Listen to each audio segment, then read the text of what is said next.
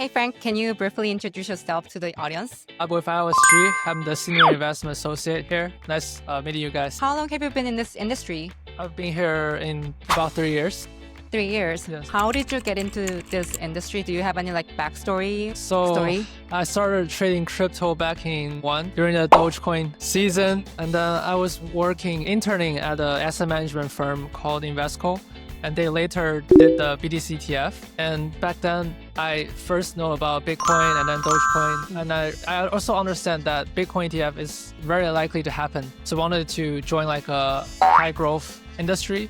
And that's why I ended up being in crypto. My first stop is at Nansen, which is a blockchain analytics firm. And then I was writing research reports for an alpha community. And there's a lot of degens. So my first stop is on the on-chain trading side, following smart money, meme coin tradings. And then I want to do more fundamental analysis. That's why I joined IOSG, and then investing in more long-term and fundamental. So that's why I ended up here. There are a lot of people who are interested in working in crypto these days. Would you recommend working in crypto to others? Yeah, definitely. I think there's still a lot of innovations coming up, and whether you buy in the decentralization idea, I feel like still crypto is democratizing access to a lot of the previously walled garden area. For example, finance, like banking. If you're an unbanked person, you can definitely do lending and borrowing on the DeFi. So I think it opens up a lot of opportunities for many unbanked people. Yeah, I feel like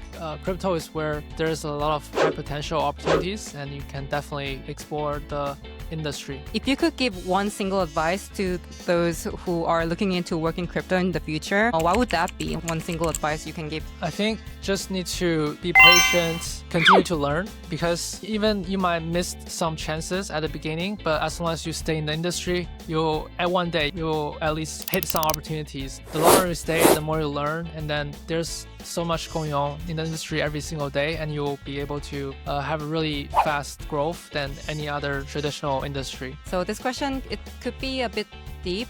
We're wondering, what kind of principles are you trying to live up to in this industry? It's really fast changing, and sometimes it can be really chaotic and stressful. Do you have any tips to stay sane and stay true to yourself while industry going crazy? Need to touch some grass, because especially if you're working remotely, you can blur the line between working and living. So definitely need to stay away from a laptop for some time and not pay attention to CT. But I think you just need to find the right balance. Maybe curate some sources. As long as you curate some important sources, you can just follow up on that, not paying attention to non-useful information. So it's just trying to stay on top of the most important things rather than paying attention to every single detail. Do you have anyone you respect specifically in this industry by chance?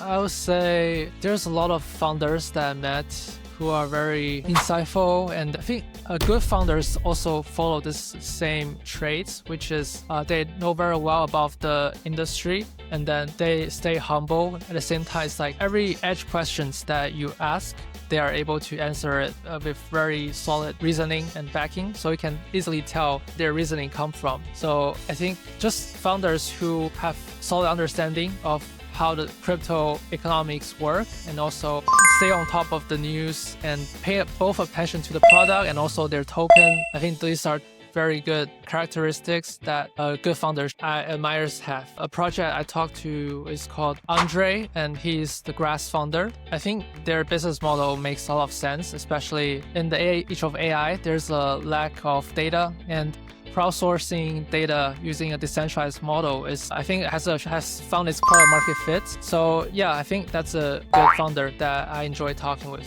What was the last coin you bought? I think last coin I bought was Pando. At the age of DeFi, there's certain blue chip tokens that I pay attention to. Pando is a really innovative mechanism that help people search for more yields. I personally think it has an innovative design, and that's why I bullish on Pando, and I bought it.